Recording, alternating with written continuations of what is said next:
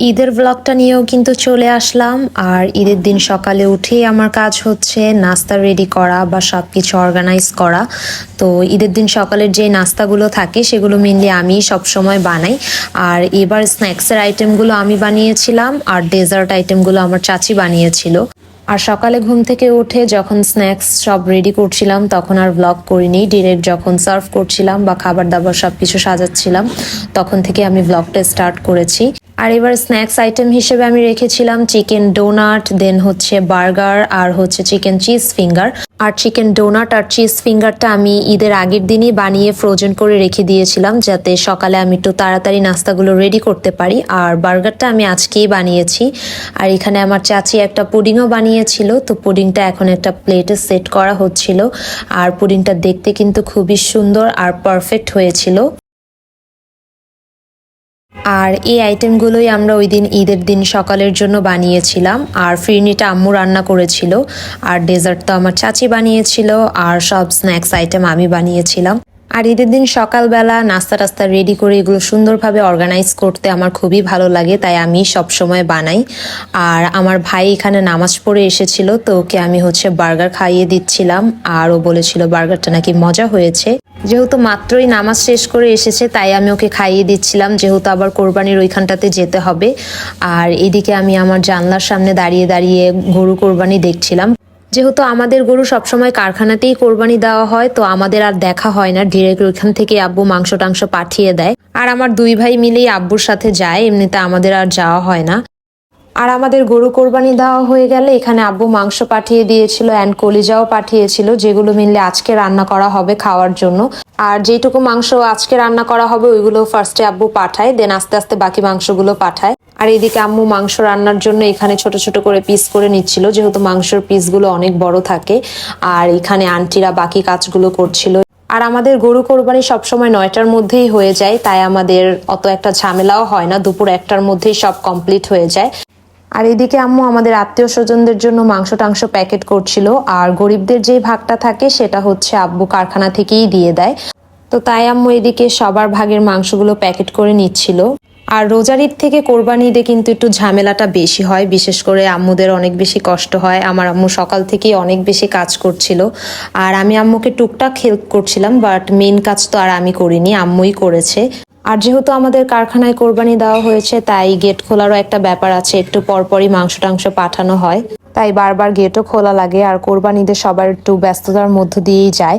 আর এখানে আম্মু মাংস বসিয়ে দিবে চুলায়, তাই আম্মু খুব সুন্দর করে মশলা টশলা দিয়ে মাংসটা মাখিয়ে নিচ্ছিল। আর মাংসটা যখন মাখাচ্ছিল তখনই কিন্তু খুব সুন্দর একটা কালার চলে এসেছিল। আর আগে আমি কোরবানির মাংস খেতাম না আর কি, যেদিন কোরবানি দেওয়া হতো বা মাংস রান্না হতো সেদিন খেতাম না, কয়েকদিন পর খেতাম, বাট এখন তাও খাওয়া হয়। আর এখানে আম্মু মাংসটাও বসিয়ে দিয়েছিল, আর এদিকে আমি আমার হাতের একটু ভিডিও করছিলাম। আর এবারে আমার মেহেদির কালারটা খুবই সুন্দর এসেছিল, ঠিক আমি যেমনটা চাই। আসলে আমার মেহেদির কালার ডার্ক না হলে একদমই ভালো লাগে না। আর এদিকে আমি সবার জন্য পুডিংটা কাটছিলাম, যেহেতু সকালে নাস্তা টাস্তা খাওয়া হয়েছে, কেউই আর ডেজার্ট আইটেম অত একটা খায়নি, তাই সবার জন্যই আমি পুডিংটা এখানে কেটে নিচ্ছিলাম। আর পুডিংটা আসলেই অনেক বেশি পারফেক্ট হয়েছিল অ্যান্ড টেস্টও খুবই ভালো ছিল। আমরা সবাই পুডিংটা টেস্ট করে দেখেছিলাম। আর আমি কিন্তু মিষ্টি একদমই খাই না, বাট আমিও এক পিস খেয়েছিলাম অ্যান্ড আমার কাছেও ভালোই লেগেছে। আর এখন প্রায় দুপুর 1:30-2টার মতো বাজে, আর এখন আমি শাওয়ার নিয়েছি। আজকে একটু লেটেই শাওয়ার নিয়েছিলাম, যেহেতু বাসায়ও কাজ ছিল। আর আমি সবসময় 1টার মধ্যেই শাওয়ার নিয়ে ফেলি, বাট আজকে আমার একটু লেট হয়ে গিয়েছে শাওয়ার নিতে নিতে। তো এখানে আমার চুলটা সুন্দরভাবে একটু ড্রাই করে নিলাম। আর আজকে আমি একটু চুলটা ব্লো ড্রাই করব। আর ব্লো ড্রাইটা করার আগে ফার্স্টেই চুলটাকে আমি ভালোভাবে কিন্তু টাওয়াল দিয়ে মুছে নিয়েছি, দেন হচ্ছে 2টা সেকশন করে নিলাম।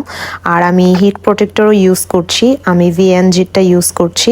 তো হিট প্রোটেক্টরটা আমি ডিরেক্ট আমার হেয়ারে স্প্রে করি না, আমি ফার্স্টে আমার হাতে বেশ অনেকখানি পরিমাণ নিই, দেন হচ্ছে হাত দিয়ে মিশিয়ে তারপর চুলে ডিরেক্ট অ্যাপ্লাই করে ফেলি লিভ ইন কন্ডিশনারের মতো।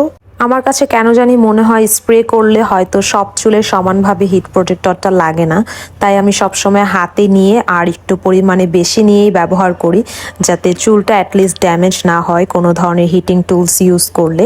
তো আমি এক পাশে কিন্তু ভালোভাবে হিট প্রোটেক্টরটা লাগিয়ে নিচ্ছিলাম।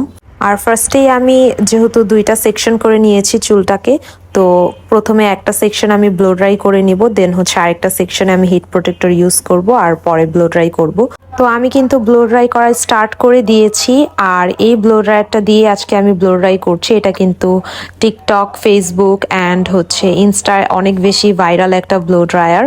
তো আমি এটা অনেক আগেই কিনেছিলাম, এটা আমার বার্থডেতে আমার বোন আমাকে গিফট করেছিল। আর আমার চুল কিন্তু অত বেশি ঘন না, তো আমার চুলে ব্লো ড্রাই করতে সময় লাগে মোটামুটি আধা ঘন্টার মতো, একদম ভেজা চুল শুকাতে আর হচ্ছে সেট করতে আমার আধা ঘন্টার মতো লাগে। আর এই ড্রায়ারটার মধ্যে কিন্তু তিনটা মুড থাকে, একটা লো, একটা মিডিয়াম আর একটা হচ্ছে হাই। তো আমি হাই মুডে দিয়েই হচ্ছে ব্লো ড্রাইটা করি সব সময়, না হলে ব্লো ড্রাই করতে করতে আরও বেশি সময় লাগবে, তাই আমি সবসময় হাই মোডটাই ইউজ করি ব্লো ড্রাই করার সময়। আর যাদের চুল শাওয়ারের পর অনেক বেশি ফ্রিজি দেখায় তারা কিন্তু এভাবে ব্লো ড্রাই করে ফেলতে পারেন হিট প্রোটেক্টর ইউজ করে। তো আমার মোটামুটি ফুল হেয়ারে ব্লো ড্রাই করা শেষ, এখন জাস্ট আমি লাস্ট টাচ আপ দিচ্ছিলাম। আমি যে যে জায়গাগুলো একটু বাকি ছিল ওই জায়গায় আমি একটু ব্লো ড্রাই করে নিচ্ছিলাম। আর ব্লো ড্রাই করার পর আমি হেয়ারে একটা সিরামও ইউজ করি, আপনারা আপনাদের পছন্দ মতো যে কোনো সিরামই ইউজ করতে পারেন, বাট সিরাম ইউজ করার ক্লিপটা নেওয়া হয়নি। তো সব কাজ টাজ শেষে এখন আমি হচ্ছে খেতে বসেছি, আর আমি খাচ্ছিলাম খিচুড়ি আর রোস্ট। যেহেতু আজকে শাওয়ার নিতে নিতে অনেক লেট হয়ে গিয়েছিল, দেন আমি আবার চুলে ব্লো ড্রাই করেছিলাম। আর অলমোস্ট দুপুর 3টা বেজে গিয়েছিল, তাই আমারও অনেক বেশি ক্ষুধা লেগে গিয়েছিল, তাই এদিকে আমি খাবার দাবারটা কমপ্লিট করে নিচ্ছিলাম। আর যেহেতু কোরবানির ঈদ ছিল, তো আম্মু অনেক কিছুই রান্না করেছিল, পোলাও রান্না করেছিল, দেন মাংস তো ছিলই, কলিজা ভুনা ছিল। বাট আমি সবসময় কোরবানি দিয়ে খিচুড়িটাই খাই, আর খিচুড়ি আমার এমনিতেও পছন্দ। আর যেহেতু আজকে এই গরু মাংস রান্না করেছে, তাই আমি আজকে আর খাইনি, আমি মুরগি দিয়েই খাচ্ছিলাম। আর এখন প্রায় বিকেল 6টার মতো বাজে, তো আমি আর আমার বোন মিলে একটু রেডি হয়ে নিলাম বাইরে বের হওয়ার জন্য। তো এদিকে আমরা সেনজিতে বসে বসে আমাদের মেহেদির ভিডিও করছিলাম আর বাহিরের একটু ভিডিও করলাম। যেহেতু সারাদিন আমরা অনেক বেশি ব্যস্ত ছিলাম, বিকেল দিকে একটু ফ্রি ছিলাম, তাই আমি আর আমার বোন মিলে ঘুরতে বের হয়েছিলাম। আমরা মেনলি একটু রেস্টুরেন্টে যাব আজকে। তো আমরা ধানমন্ডিতে চলে এসেছিলাম, আর বেশ ভালোই মানুষ ছিল, অ্যান্ড আমরা 7টার আগে আগেই চলে এসেছিলাম, আর বাহিরে এখনো আলো ছিল। তো এখন আমরা হচ্ছে লিফটে উঠবো, আর আজকে আমরা যাব হচ্ছে জেন রেস্টুরেন্টে, যেটা হচ্ছে লিফটের 3rd নাম্বার ফ্লোরে। আর জেন কিন্তু ধানমন্ডির অনেক বেশি পপুলার একটা রেস্টুরেন্ট, আর আমরা আগের থেকেই ভেবে রেখেছিলাম এবারের ঈদে আমরা জেনেই যাব যদি আমাদের রেস্টুরেন্টে যাওয়া হয়। তো এই তো আমরা কিন্তু চলে আসলাম, আর জেনের কিন্তু ইন্টেরিয়রটা খুবই সুন্দর ছিল, আর আমি আপনাদেরকে ভালোভাবে দেখাতে পারিনি কজ যেহেতু ঈদ ছিল তাই অনেক বেশি মানুষ ছিল, তো আমি সুন্দরভাবে রেস্টুরেন্টের কর্নারগুলোর ক্লিপ নিতে পারিনি। তো যতটুকু পেরেছি অতটুকুই ভিডিও করেছি, অ্যান্ড লাকিলি 20 মিনিটের মধ্যে আমরা একটা সিটও পেয়ে গিয়েছি, অ্যান্ড আমাদেরকে ওনারা মেনুটা দিল। তো আমরা এখানে মেনু দেখছিলাম কি কি খাবার অর্ডার করা যায়। তো ওনাদের দুইটা মেনু ছিল, একটা হচ্ছে ড্রিঙ্কসের মেনু ছিল, আরেকটা হচ্ছে মেন খাবারের। তো আমরা সবগুলোই দেখছিলাম কি কি অর্ডার করা যায়। মোটামুটি ওনাদের খাবারের মেনুটা আমাদের কাছে ভালোই লেগেছে, একটু ইউনিক খাবার ছিল। তো আমরা ডিসাইড করছিলাম কি কি অর্ডার করব, আর এখানে জুসও দেখছিলাম। তো মেনু টেনু দেখার পর আমরা মেইনলি 3টা মেইন ডিশ অর্ডার করেছিলাম, অ্যান্ড একটা হচ্ছে ড্রিঙ্কস নিয়েছিলাম। আর খাবার টাবার অর্ডার দিয়ে এখন আমরা বসে বসে খাবারের জন্য ওয়েট করছিলাম।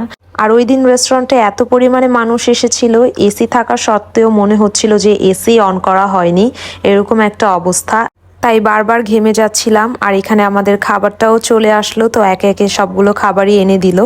তো এইদিকে আমি খাবার খুব সুন্দর করে ভিডিও করছিলাম। তো ফার্স্টে আমরা অর্ডার করেছিলাম জেস্টি চিকেন ক্লাব স্যান্ডউইচ, যেটা দেখতে খুবই সুন্দর ছিল। দেন আমরা অর্ডার করেছিলাম ফিশ অ্যান্ড চিপস, আর দুইটা ডিশের সাথে ওনারা এক্সট্রা করে ফ্রেঞ্চ ফ্রাই সার্ভ করেছিল। দেন আমরা অর্ডার করেছিলাম ফ্রেটোচিনি আলফ্রেডো, আর ড্রিঙ্কস হিসেবে নিয়েছিলাম জেইন সানসেট। তো এখন খাবার দাবার টেস্ট করার পর বলা যাবে যে আসলে খাবার টেস্ট কেমন ছিল। ফার্স্টে আমি ক্লাব স্যান্ডউইচটা ট্রাই করছিলাম, আর স্যান্ডউইচটা আমার কাছে ভালোই লেগেছিল। আর ক্লাব স্যান্ডউইচ আমার এমনিতেও পছন্দ, আর অর্ডার করার পরও দেখলাম ওনাদের স্যান্ডউইচের টেস্টটাও ভালো ছিল। আর এখন আমি ফ্রেঞ্চ ফ্রাই খাচ্ছিলাম কোসলো দিয়ে, আর কোসলো দিয়ে ফ্রেঞ্চ ফ্রাই খেতে আমার খুবই ভালো লাগে। বসুন্ধরাতে গেলেও আমি সবসময় এক্সট্রা করে কোসলো নিয়ে দেন হচ্ছে ফ্রেঞ্চ ফ্রাই খাই, আর ওনাদের ফ্রেঞ্চ ফ্রাই আর কোসলো দুইটাই অনেক বেশি মজা ছিল। আর আমাদের 3টা ডিশ থেকে 2টা ডিশের সাথে হচ্ছে ফ্রেঞ্চ ফ্রাই প্রোভাইড করা হয়েছিল, তো আমি অনেকগুলো ফ্রেঞ্চ ফ্রাই খেয়েছিলাম। দেন আমি ওনাদের ফিশ চিপসটা ট্রাই করলাম, আর এটা ভেতরে হচ্ছে একদম সফট আর উপরে হচ্ছে ক্রিস্পি। আর লইট্টা মাছ যেমন ভেতরে একদমই সফট থাকে, এটা খেতেও ঠিক সেরকমই লাগছিল, বাট ওনারা ফিশের নামটা উল্লেখ করেনি। তো এখানে আমি পাস্তাটাও ট্রাই করছিলাম, বাট পাস্তার টেস্টটা একদমই ভালো ছিল না। আমাদের কারো কাছেই পাস্তাটা ভালো লাগেনি। দেন হচ্ছে ড্রিঙ্কসটা ট্রাই করলাম, আর ড্রিঙ্কসটাও মোটামুটি ছিল, অত একটা ভালো ছিল না। একটা স্মেল আসছিল, যে স্মেলটা আমার কাছে ভালো লাগেনি। ড্রিঙ্কসটা দেখতেই ভালো লাগছিল, বাট খেতে একদমই ভালো লাগেনি। তো আমাদের খাওয়া দাওয়া কিন্তু একদম কমপ্লিট। এখন আমরা বিলের জন্য ওয়েট করছিলাম। আর ওনাদের রেস্টুরেন্টের খারাপ দিক যদি বলি, তাহলে হচ্ছে ওনারা অনেক বেশি ভ্যাট চার্জ করে। আমাদের বিল এসেছিল 2200 টাকার মতো, বাট ভ্যাট সহ আমাদের বিল হচ্ছে 2600 টাকা হয়ে গিয়েছিল, যে দিকটা আমার রেস্টুরেন্টের একদমই পছন্দ হয়নি। আর খাবারও মোটামুটি অ্যাভারেজই ছিল, অত একটা ভালো ছিল না। তো যাওয়ার আগে এখন আমি কিছু ভিডিওস বানিয়ে নিচ্ছিলাম, আর আমার বোন আমাকে কিছু ছবিও তুলে দিয়েছিল। আর রেস্টুরেন্টটা হোয়াইট থিমের মধ্যে ছিল অ্যান্ড সিম্পলি ওয়েল ডেকোরেটেড ছিল। তো আমাদের কাছে ভালোই লেগেছে এটার ইন্টেরিয়রটা।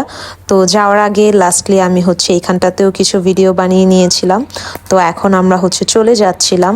তো আমাদের ঈদের দিনটা কিন্তু ভালোই কাটলো। তো আজকের ঈদের ব্লগটি এ পর্যন্তই ছিল। আশা করি ব্লগটি আপনাদের কাছে ভালো লাগবে। আল্লাহ হাফেজ সবাইকে।